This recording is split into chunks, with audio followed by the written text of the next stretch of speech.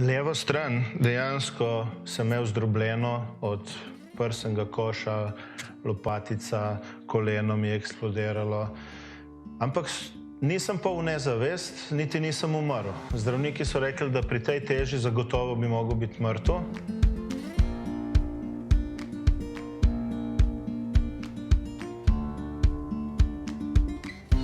Nekje 17 let sem bil že spreobrnjen kristjan, živ kristjan in deloval sem v lokalni skupnosti na raznih področjih, pomagal pastorju in starešinam.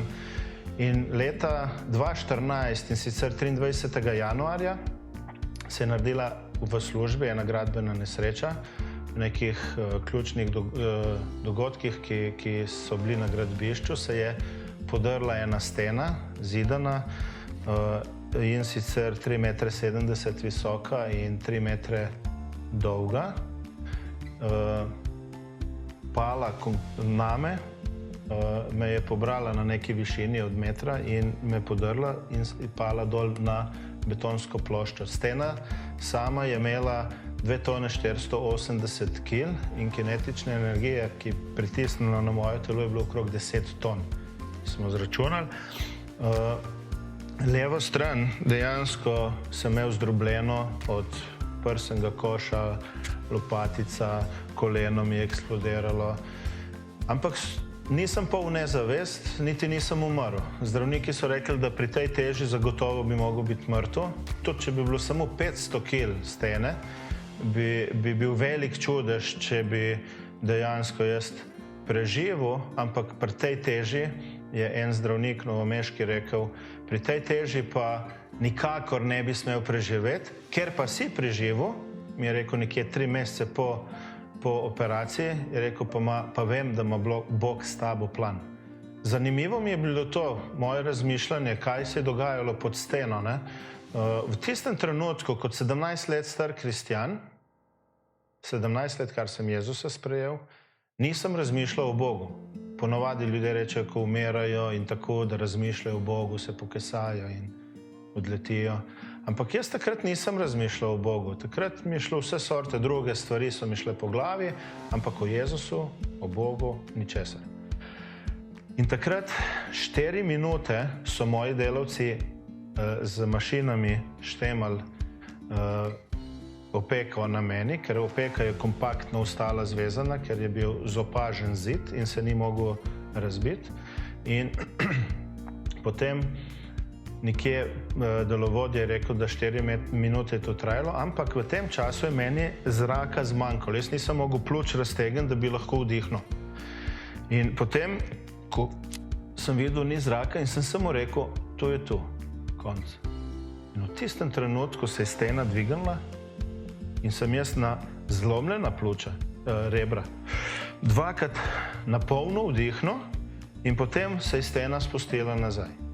In predno mi je v drugi zraka zmanjkalo, so delavci razbili steno in sem normalno lahko zadihal. In celo en delavec je rekel, Denis, pa ti si dvignil steno. Sem rekel, ne, jaz jo nisem, ampak vedel sem, da jo je Jezus dvignil.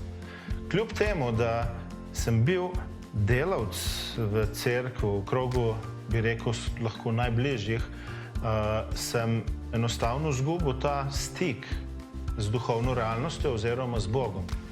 Bil sem zelo aktiven, ampak relacija do Boga pa se je nekje izgubila. In to mi je dalo zelo veliko zamisliti, ne? Ok, Bog, kako to, da se je to zgodilo, kaj se je zgodilo, sem kje, gor, dol. Milijon vprašanj se je kasneje porodilo. Hvala Bogu, jaz sem šel 28. dan iz bolnice na svojih nogah ven, čeprav so rekli, da bom na vozičku, da nam nikoli več avto vozil, nikoli nič, da bom pač invaliden, ampak hvala Bogu, jaz danes normalno delam, lahko tečem, skačem, vse lahko normalno delam. In tistega leta, 2014, 21.6. smo imeli v cerkvi eno konferenco in je bil en gostujoči pridigar in bila je tema, mar ne vidiš, že klije. In potem se ta človek, ta Božji mož obrne k meni nisem ga nikoli videl prej in potem več ne. In se obrne in reče, ti, do danes si bežal pred Bogom, od danes naprej ne boš več. Wow, in to mi je dalo veliko zamisli. Potem so molili zame in tako naprej. Jaz pridem domov in potem žena, otroci so šli spat. Jaz lepo sem bil v dnevni sobi in molim. Rekel, Bog, zakaj se je to zgodilo? To je zdaj že pol leta, 5 mesecev in jaz še zdaj ne vem, zakaj se je zgodilo.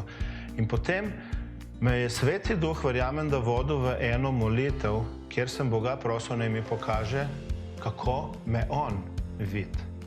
To je bilo zelo pomembno. Jaz sem zmeri, Bog, jaz tako. Ampak potem sem se vprašal, Bog, kako me pa ti dejansko vidiš?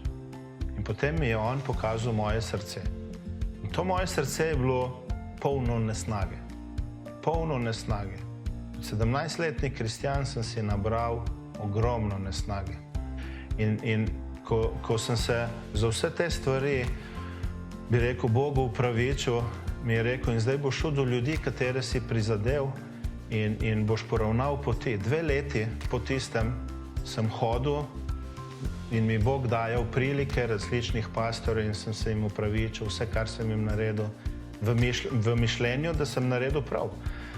In tistega večera mi je Bog rekel, Denis, tako jasno mi je spregovoril, ko jaz zdaj govorim, Denis, če bi jaz dopustil, da ti umreš pod tisto steno, se ne bi pri meni zbudil. Wow, to me je presunilo, to me je presekalo. Kako, Gospod, sem bil ful aktiven v cerkvi, delal sem na polno in na vseh področjih, kjer se je dalo. Ampak, ker nisem imel odnosa z njim, bi v bistvu vse zapravil. In takrat me je Sveti Duh vodil v odnos z mojim Gospodom. In od takrat nekako bi rekel, kot da sem doživel novo rojstvo po novem rojstvu. Kajti enkrat sem že doživel novo rojstvo in sem šel stran pot in zdaj Gospod želi, da imam odnos z njim. Sploh ni pomembno, koliko bom delal, ampak je pomembno, koliko bom imel dober odnos z njim. In iz tega odnosa izhaja vse, kar storim. Ker drugače vse zgori in voda odnese. In sem Bogu hvaležen, se čuden sliši, ampak sem Bogu hvaležen, da se je zgodila tista nesreča, ki jo ni Bog dal, ampak Bog me je izpeljal iz tega, ker Bog je dober in samo dobre stvari daje. Me je čez to situacijo veliko naučil in on si želi veliko dober odnos z mano in želi, da imam jaz dober odnos z njim. In tako sem hvaležen Bogu, da enostavno od takrat naprej verjamem, da dober pelje on z mano in jaz z njim vsak moj življenjski korak. Sem Denis Turk za Center Evangelij danes.